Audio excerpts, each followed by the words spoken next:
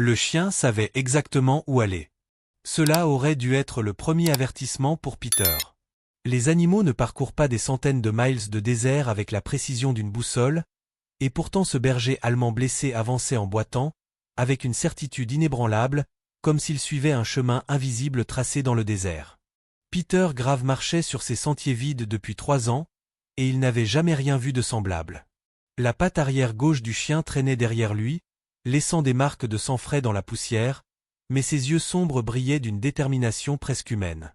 Chaque fois que Peter essayait de dévier vers la ville la plus proche, le chien s'arrêtait, se retournait et gémissait jusqu'à ce que Peter reprenne la direction initiale.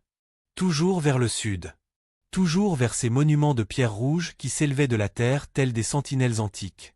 Mais ce qui fit frissonner Peter, c'était que le chien ne portait ni collier ni marque de propriété.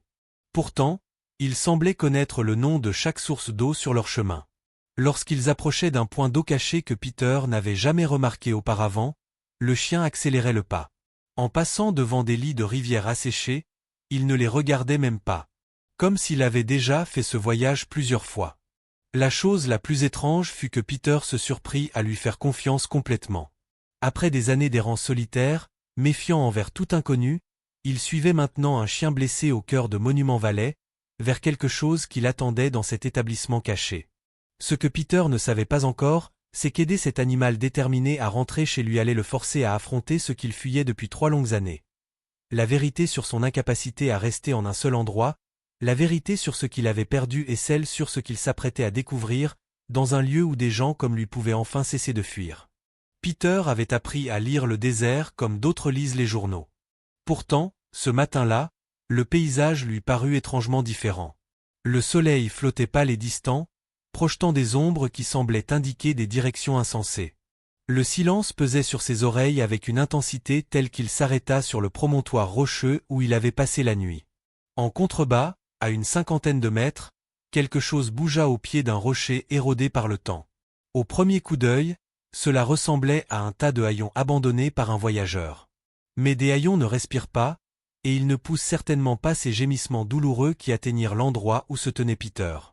Il descendit prudemment, ses bottes usées cherchant appui sur les pierres instables. La forme prit bientôt consistance. Un chien, plus grand que la plupart de ceux qu'il avait rencontrés lors de ses errances. Probablement un berger allemand, avec un pelage qui avait peut-être été brun doré avant que la poussière et le sang ne l'envahissent. La patte arrière gauche était pliée dans un angle anormal, et des taches sombres marquaient le sol sous lui. Peter s'arrêta à 3 mètres. D'expérience, les animaux blessés étaient soit terrifiés, soit agressifs, parfois les deux.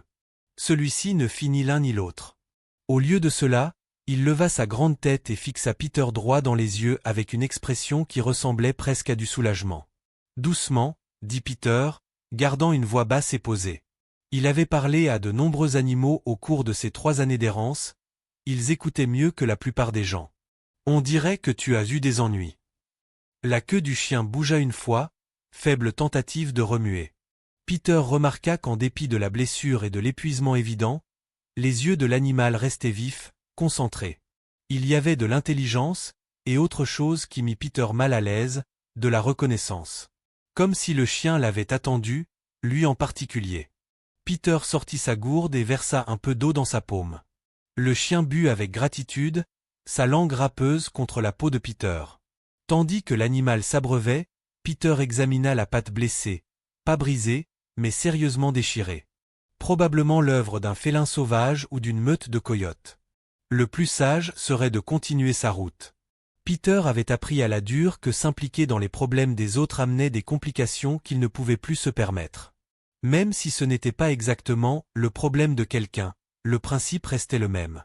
Mais alors qu'il s'apprêtait à se relever et repartir, le chien fit quelque chose qui changea tout. L'animal se redressa difficilement, boitant sur sa patte blessée, et fit 3 pas délibérés vers le sud. Puis il s'arrêta et regarda Peter, avec une attente indubitable. Vers le sud. Vers Monument Valley. Vers ces tours de grès qui dominaient l'horizon comme des monuments sacrés de dieux oubliés. La poitrine de Peter se serra. Cela faisait 3 ans qu'il n'avait pas mis les pieds au sud. Il s'était juré de ne jamais y retourner. Pourtant, le chien avançait déjà, avec une détermination douloureuse, vers quelque chose qui, apparemment, ne pouvait attendre. Et malgré toutes ses intuitions lui hurlant de rebrousser chemin, Peter se surprit à caler son pas sur celui du chien. Malgré sa blessure, l'animal gardait un rythme régulier, s'arrêtant seulement lorsqu'il n'avait plus le choix. Plus troublant encore, l'itinéraire qu'il suivait. Peter avait traversé ce territoire des dizaines de fois, empruntant toujours les sentiers connus reliant les sources d'eau et offrant le passage le plus sûr à travers les pièges du désert. Mais ce chien ignorait tous ces sentiers tracés. Il le menait sur un chemin qui semblait n'exister que dans sa mémoire. Ils contournèrent les zones où Peter savait que les crotales s'exposaient au soleil matinal. Ils évitèrent les fourrés épineux capables de déchirer la peau d'un homme. Plus incroyable encore, ils atteignirent des points d'eau que Peter n'avait jamais découverts, malgré ses années d'errance. Le premier fut une source étroite cachée derrière une formation rocheuse rouge, identique à une douzaine d'autres qu'il venait de croiser. Peter serait passé devant sans y prêter attention. Mais le chien accéléra le pas, poussa entre deux pierres et révéla une petite vasque d'eau claire. Peter s'agenouilla et porta l'eau à ses lèvres. Douce, froide, meilleure que tout ce qu'il avait goûté depuis des semaines. Pendant qu'il remplissait sa gourde, il observa le chien qui buvait avec des gorgées mesurées, non pas avec la frénésie d'un animal trouvant de l'eau par hasard. « Tu es déjà venu ici », dit Peter à haute voix. Les oreilles du chien se dressèrent au son de sa voix, mais ses yeux restèrent fixés sur l'horizon sud, où les tours rouges de monuments Valley se rapprochaient à chaque heure. À midi, la chaleur devint écrasante. Peter improvisa une écharpe avec sa chemise de rechange pour soutenir la patte blessée du chien, et l'animal accepta son aide sans résistance. Au contraire, il semblait reconnaissant, s'appuyant légèrement sur Peter tandis qu'il marchait. Cette confiance dérangeait Peter plus qu'il ne voulait l'admettre. D'après son expérience, les animaux qui faisaient confiance aussi facilement avaient déjà été trahis. Quelqu'un avait pris soin de ce chien, l'avait dressé, aimé, assez pour qu'il continue à croire en la bonté humaine malgré ce qu'il avait laissé seul et blessé dans le désert. À mesure que l'après-midi avançait, Peter observait l'horizon avec une inquiétude croissante. Monument Valley n'était pas seulement une destination. C'était un lieu chargé d'histoire de son histoire.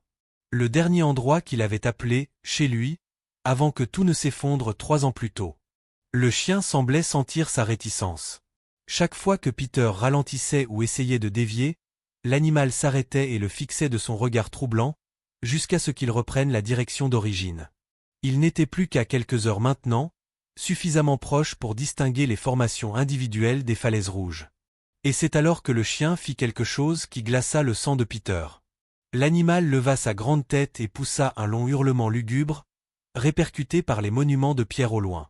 De quelque part devant eux, dissimulé parmi les tours antiques, un autre chien répondit. L'écho venait de la direction d'un petit établissement que Peter n'avait pas remarqué auparavant. Une fumée s'élevait de 3 ou 4 modestes bâtiments adossés à la plus grande formation rouge, pratiquement invisible à moins de savoir exactement où regarder. Les murs d'adobe se fondaient si bien dans la roche qu'il semblait en faire partie. Lestamac de Peter S. Nua. Il avait parcouru cette région à maintes reprises au cours des 3 dernières années, et il était certain qu'aucun village n'existait ici. Soit il avait été plus distrait qu'il ne le pensait, soit ces gens avaient délibérément choisi de rester invisibles aux voyageurs comme lui. La queue du chien blessé s'agita pour la première fois depuis leur rencontre. Tout son être changea, d'une endurance déterminée, il passa à une anticipation fébrile. Il accéléra, malgré sa blessure, entraînant Peter avec une hâte presque désespérée. En se rapprochant, Peter distingua plus de détails de cette petite communauté. 3 maisons en adobe disposées en demi-cercle, avec un bâtiment plus grand au centre qui semblait servir de salle de réunion ou de grenier. Un enclos abritait plusieurs chevaux, et il aperçut des jardins dissimulés dans des zones protégées entre les habitations. Quelqu'un avait travaillé dur pour bâtir une vie durable dans ce lieu isolé. Une femme sortit du bâtiment principal, suivie de 2 enfants qui ne pouvaient pas avoir plus de 10 ans. Elle leva une main pour se protéger les yeux et observa les silhouettes qui approchaient. Peter sentit son souffle se bloquer dans sa poitrine. Même de loin, il vit qu'elle se mouvait avec l'assurance de quelqu'un parfaitement adapté à cet environnement rude. Ses cheveux noirs étaient tressés dans son dos, et ses vêtements, pratiques et usés, témoignaient de travaux difficiles. Mais c'était sa posture qui ralentit Peter. Alerte, sans peur, prête à affronter ce qui venait à elle. Le chien se mit à courir, un trot boiteux, sa patte blessée le ralentissant sans l'arrêter. La femme cria quelque chose que Peter n'entendit pas clairement, et soudain 2 autres chiens surgirent derrière les bâtiments. 2 bergers allemands, portant la même expression intelligente que celui que Peter avait suivi. Peter S. Immobilisa. Ce n'était pas une coïncidence. Le chien blessé n'était pas perdu. Il avait été séparé de sa meute, de son foyer, et avait retrouvé le chemin à travers des centaines de miles de désert. Mais cela soulevait une question qui fit trembler les mains de Peter. Comment le chien avait-il su que ce serait lui, Peter, qui l'aiderait? Comment avait-il su qu'il passerait à cet endroit précis, à ce moment exact? La femme avançait maintenant vers eux, et Peter distingua mieux son visage. Elle était plus jeune qu'il ne l'avait cru, peut-être 30 ans, avec des traits laissant deviner une ascendance autochtone. Son expression était réservée, mais pas hostile. Derrière elle, les 2 enfants s'approchèrent prudemment, suivant la réunion des chiens avec une joie évidente, mais gardant sur Peter des regards méfiants, lourds d'expériences passées avec des étrangers. La femme s'arrêta à quelques pas, distance suffisante pour parler confortablement, mais assez éloignée pour fuir en cas de danger. Peter reconnut ce placement. La posture de quelqu'un qui avait appris à être prudent, qui avait déjà été déçu. « Tu as ramené Hulk » dit-elle. Sa voix portait un léger accent, difficile à situer, mais son anglais était clair et précis. Je ne pensais pas qu'on le reverrait. Peter hocha la tête vers le chien, déjà entouré de ses compagnons qui le reniflaient et le bousculaient avec joie. Je l'ai trouvé blessé, 2 jours de marche au nord d'ici. Il semblait savoir exactement où il voulait aller. Il sait toujours, répondit-elle. Ses yeux étudièrent Peter avec une intensité inconfortable. Je suis Allison Monroe. C'est ma maison. Peter grave, dit-il après une hésitation, incertain de ce qu'il devait révéler. Je parcours cette région depuis des années, je ne savais pas que quelqu'un vivait ici.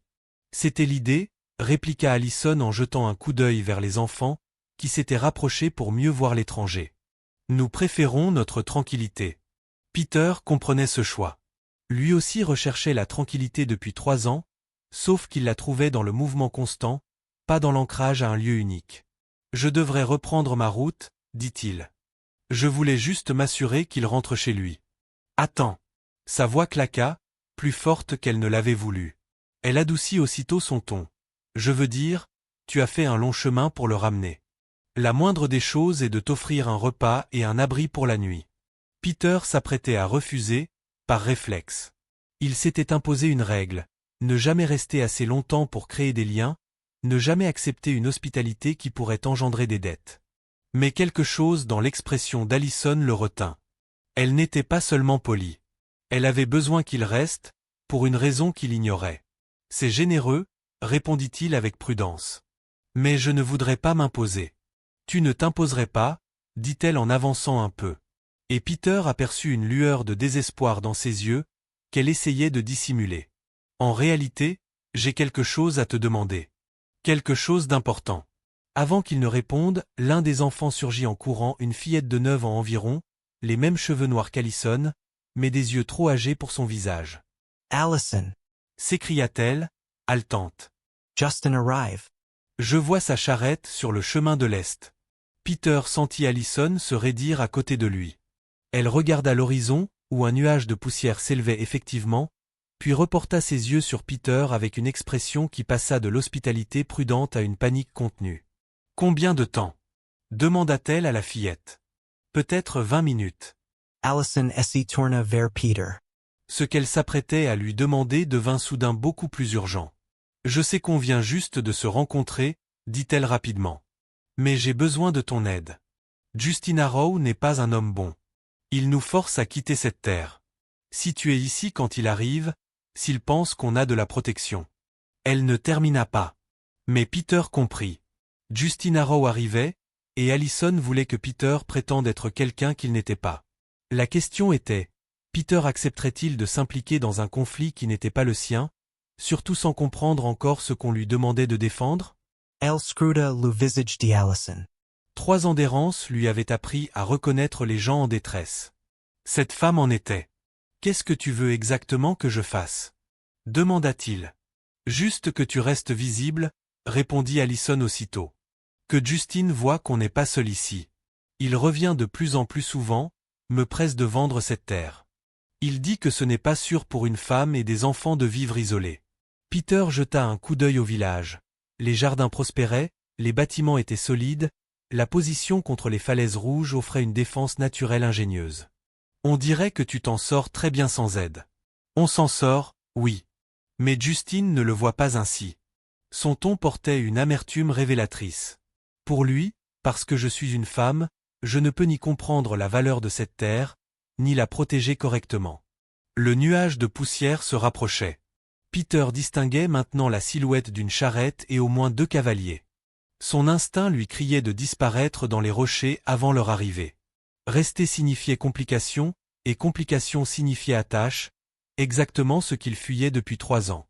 Mais la façon dont la petite fille s'accrochait à Allison, le soin avec lequel ce lieu avait été caché des voyageurs, lui rappela un autre moment où il avait choisi de s'éloigner de gens qui avaient besoin de lui.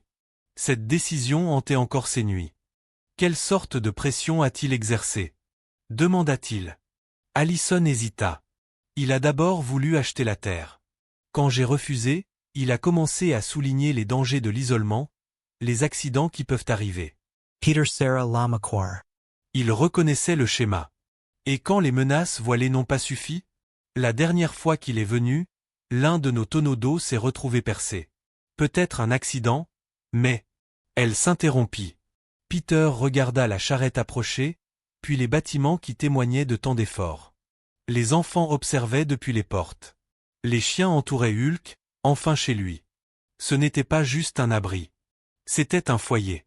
Depuis combien de temps êtes-vous ici? Demanda-t-il. 4 ans. Depuis l'incendie qui a tué mon mari, dit-elle d'une voix ferme, mais Peter y perçut le chagrin. Nous avions besoin d'un endroit pour recommencer, loin des regards. Peter prit sa décision. Il décrocha son fusil de son dos et vérifia le mécanisme. Pas parce qu'il comptait s'en servir, mais parce que des hommes comme Justin Arrow comprenaient ce genre de langage. Je resterai, dit-il. Mais je veux savoir à quoi on a affaire. Le soulagement inonda les traits d'Allison. Merci. La charrette était maintenant si proche que Peter entendait le grincement des roues et le souffle des chevaux. Le moment était venu de découvrir quel genre d'homme était vraiment Justin Arrow. La charrette surgit enfin de derrière un bosquet de genévriers, soulevant des nuages de poussière qui piquaient les yeux.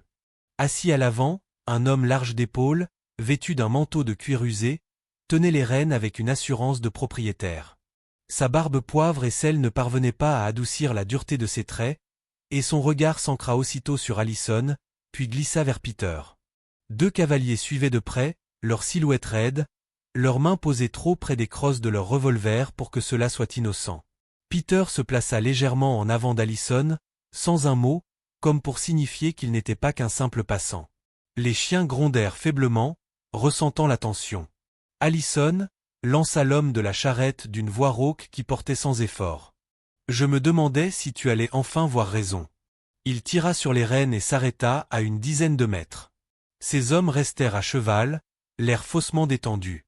Allison ne bougea pas, mais Peter remarqua la crispation de ses mains, dissimulée derrière sa jupe de toile. Justine, dit-elle d'un ton sec. Tu n'as pas été invité. Le sourire de Arrow découvrit ses dents jaunies. Allons, tu sais bien que ce n'est pas la façon de parler à un voisin. J'ai fait tout ce chemin pour m'assurer que tu n'as pas changé d'avis. Son regard glissa à nouveau vers Peter, s'y attarda, jaugeant. Et qui est ton nouvel ami? Je croyais que tu aimais vivre seul, loin de la compagnie des hommes. Peter ne répondit pas tout de suite. C'était un test. Arrow cherchait à savoir s'il pouvait l'intimider, le réduire au silence.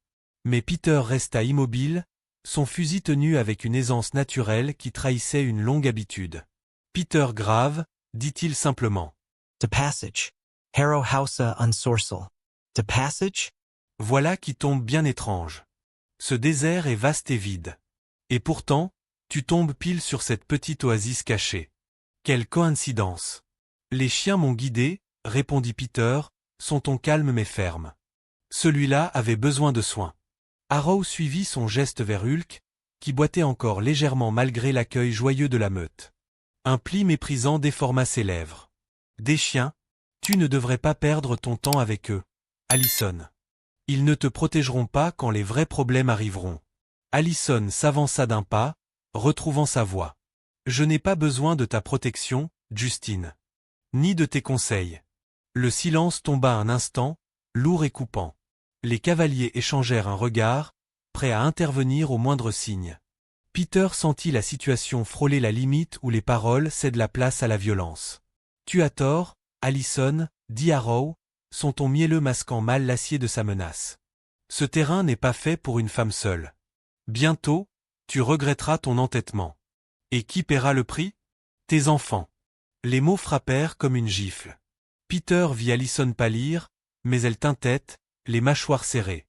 Il comprit alors que Harrow savait exactement où appuyer. Peter avança d'un pas, plaçant son fusil bien en évidence, sans pointer l'arme mais en laissant deviner qu'il n'hésiterait pas. Je crois que la dame a été claire, dit-il d'une voix basse mais ferme. Vous n'êtes pas le bienvenu ici. Lusurir de Harrow Essifigia. Les cavaliers se redressèrent, les mains crispées. Pendant un long instant, seul le bruit du vent dans les rochers rompit le silence.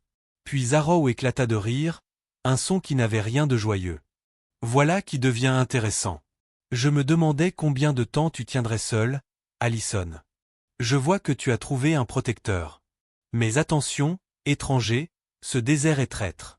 Les accidents arrivent vite. Il fit claquer les rênes, et la charrette se remit en mouvement. Les cavaliers l'imitèrent, jetant à Peter des regards où se mêlaient menaces et curiosité.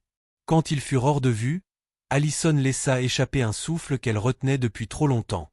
Les enfants se précipitèrent vers elle, et elle les serra contre elle sans un mot. Peter resta immobile, scrutant la ligne de poussière qui disparaissait lentement à l'horizon. Son instinct lui criait de partir tout de suite, avant que l'affaire ne devienne plus dangereuse.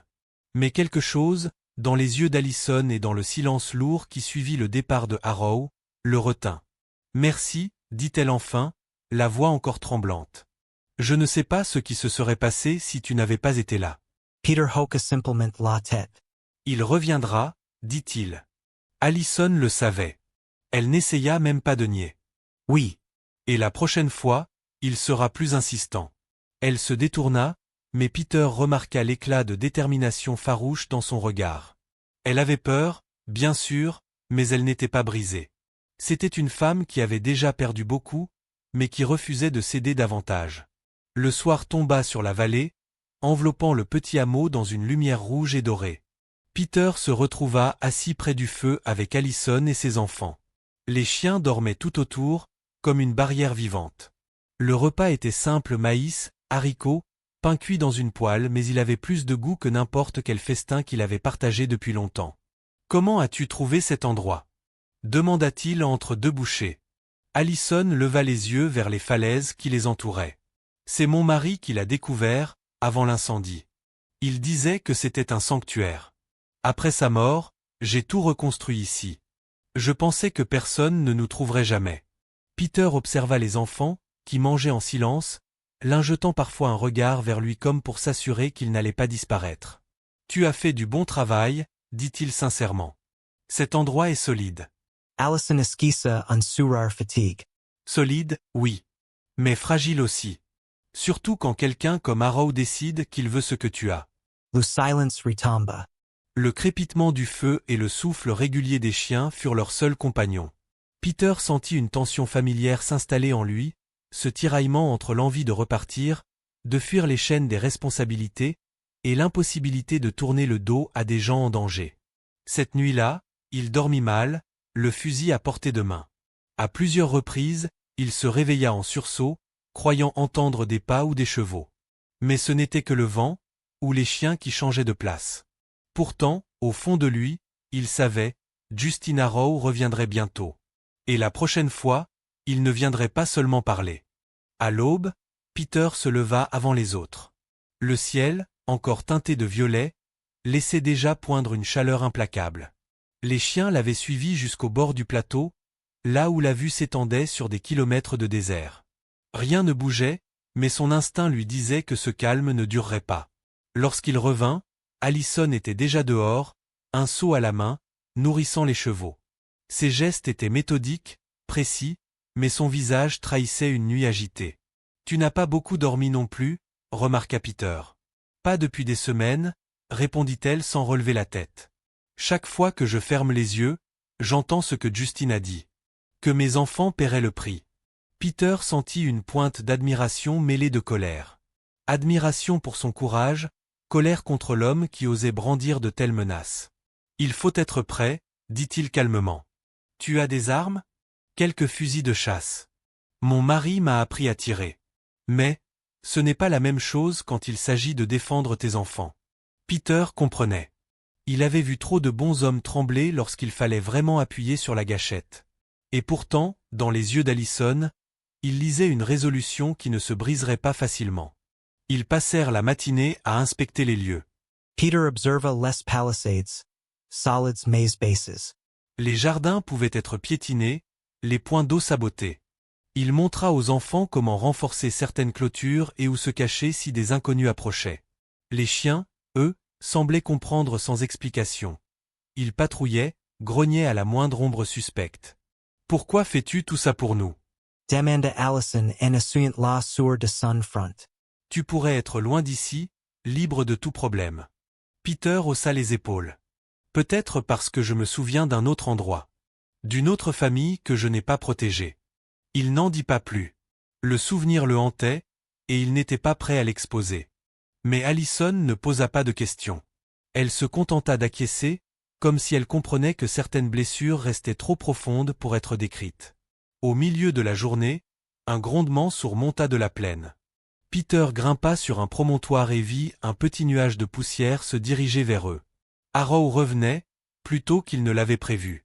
Cette fois, il n'était pas venu seul, au moins 6 cavaliers l'accompagnaient. Peter redescendit d'un pas rapide. Ils arrivent. Rentrez les enfants. Allison obéit sans discuter, poussant les petits à l'intérieur du bâtiment principal. Les chiens, excités, se rassemblèrent autour de Peter, aboyant vers l'horizon. Quelques minutes plus tard, Arrow apparut, sa charrette entourée de ses hommes. Il ne prit même pas la peine de descendre. Son sourire arrogant était plus large encore que la veille. « Je vois que tu n'as pas réfléchi, Allison, lança-t-il. C'est dommage. Mais je suis un homme patient. Patient? Répliqua Allison en sortant de la maison, son fusil serré contre elle. Tu es revenu avec une petite armée. Voilà ta patience? Arrow éclata de rire. Je voulais simplement éviter que tu ne te sentes seul. Son regard se tourna vers Peter.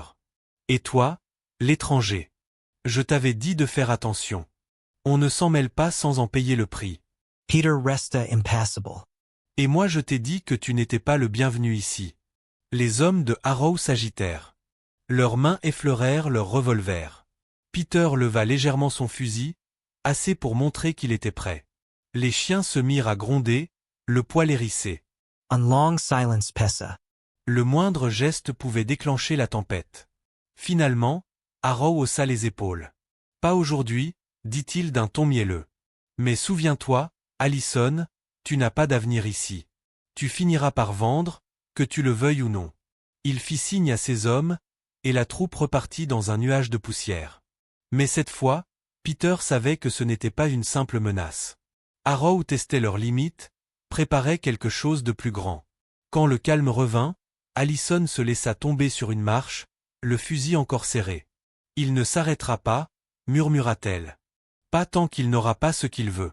Peter s'assit à côté d'elle. Alors il faudra trouver un moyen de l'arrêter. Elle le regarda longuement, comme pour mesurer jusqu'où il était prêt à aller. Enfin, elle hocha la tête. Très bien. Mais sache une chose, je ne quitterai pas cette terre. Elle est tout ce qui me reste de lui. Peter comprit. Ce combat n'était pas seulement pour un foyer, mais pour une mémoire, une promesse faite à un disparu. Et il sentit, malgré lui, que cette lutte allait devenir la sienne aussi. Le matin suivant, une poussière lointaine confirma leur crainte. Pas un éclaireur cette fois, mais toute une troupe. 12 cavaliers, armés jusqu'aux dents, avançaient en ligne, menés par le chariot de Justine Arrow. Le soleil frappait sur le métal de leurs fusils, et même à distance, on devinait leur détermination.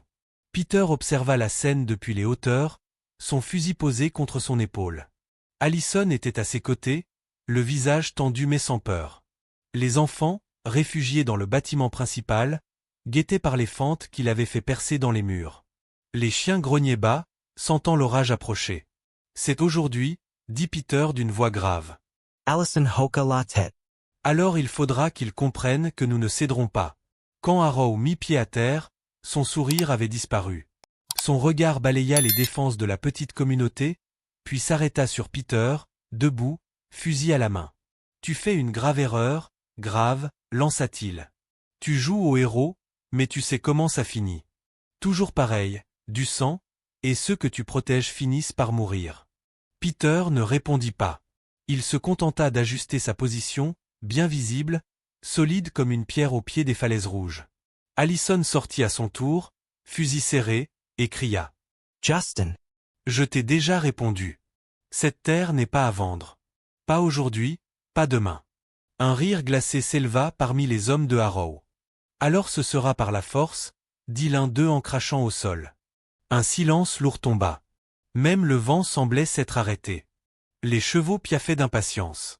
Les doigts effleuraient les crosses de revolver. Puis Harrow fit un signe sec. Deux de ses hommes mirent pied à terre et commencèrent à avancer.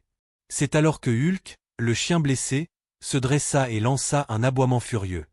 Les deux autres bergers allemands se joignirent à lui, créant une clameur qui fit hésiter les assaillants. Peter profited the CE moment. Si vous franchissez cette limite, dit-il d'une voix claire, je vous assure que vous ne repartirez pas tous vivants. Les cavaliers échangèrent des regards incertains. Harrow, lui, plissa les yeux. Tu crois pouvoir nous arrêter à toi seul? Peter se tourna légèrement vers Allison, vers les enfants qui observaient, vers les chiens qui formaient une ligne de défense. Non, dit-il calmement. Je ne suis pas seul. Le premier coup de feu claqua. Personne ne sut qui tira le premier, mais en un instant, le silence se brisa. Les échos résonnèrent entre les falaises. Les chevaux s'affolèrent, certains cavaliers chutèrent. Peter tira avec précision, sans gaspiller une balle. Ces années de dérive, de survie solitaire, avaient aiguisé son regard. Chaque tir était un avertissement, visant les armes, les selles, les rochers proches. Allison, posté derrière une barrière, couvrait l'autre flanc, ses coups nets et fermes. Les enfants restaient cachés, mais leurs yeux brillaient d'un mélange de peur et de fierté. Les chiens bondirent sur un cavalier trop imprudent, le faisant chuter lourdement. Ses cris résonnèrent, mais personne n'osa s'approcher pour l'aider. La fusillade dura quelques minutes, mais à ceux qui la vécurent, elle sembla une éternité. Puis, lentement, la détermination des hommes de Harrow s'effrita. Ils n'avaient pas affaire à une veuve vulnérable et à des orphelins sans défense, mais à une communauté prête à se battre jusqu'au bout. Voyant ces hommes reculer, Harrow devint livide. « Assez !» cria-t-il. « Repliez-vous !» Il monta précipitamment dans son chariot. Ces hommes, désorganisés, l'imitèrent. En quelques instants, le nuage de poussière s'éloigna vers le nord, laissant derrière lui le silence brisé seulement par les aboiements haletants des chiens. Allison sortit de sa couverture, le fusil encore chaud entre ses mains. Ses yeux croisèrent ceux de Peter. Aucune parole ne fut nécessaire. Ils savaient tous deux ce qu'ils venaient de traverser. Les enfants sortirent en courant, se jetant dans les bras de leur mère. Hulk, épuisé mais debout, posa sa tête contre la jambe de Peter comme pour dire « Mission accomplie ». Peter inspira profondément. Pour la première fois depuis 3 ans, il ne ressentait pas ce besoin de fuir, cette peur de l'échec. Il avait choisi de rester, de se battre, et il avait gagné autre chose que la survie. Il avait trouvé une place, un but. Allison brisa enfin le silence. « Tu sais qu'il reviendra, n'est-ce pas? Pas demain, peut-être pas dans 1 mois, mais il reviendra. » Peter hoka la tête. Alors je serai là. Elle le regarda longuement, et dans ses yeux brillait une lueur nouvelle, un mélange de gratitude et de confiance. « Tu pourrais partir, dit-elle doucement. Mais si tu restes, ce sera aussi ta maison. » Peter laissa son regard parcourir la vallée, les falaises rouges qui se dressaient comme des géants, les jardins protégés, les enfants, les chiens fidèles. Il sentit, pour la première fois depuis Copper Canyon, que le poids de sa faute commençait à se dissiper. « C'est déjà ma maison, » répondit-il. Les semaines passèrent. La communauté reprit son rythme, réparant les dommages, renforçant les défenses. Peter enseigna aux enfants l'art de suivre une piste, d'anticiper le temps, de tirer droit. Il aida Allison à améliorer les cultures et à stocker l'eau. Chaque soir, ils se retrouvaient autour du feu, et les rires des enfants résonnaient contre les falaises. Un soir, Allison posa une question qu'il redoutait. « Tu crois que trouver Hulk ce jour-là, c'était un hasard ?» Peter fixa le chien, endormi près du feu, sa respiration calme. « Peut-être pas. Peut-être que certaines choses arrivent quand elles doivent arriver. » Allison sourit faiblement. « Alors je suis heureuse que le destin t'ait conduit jusqu'ici. » Peter répondit par un sourire rare, sincère. « Moi aussi. » Et pour la première fois en 3 ans, il sentit que son errance avait trouvé un terme. Monument Valley n'était plus un endroit qu'il évitait. C'était l'endroit où il avait enfin cessé de fuir. Peter Grave avait retrouvé un foyer.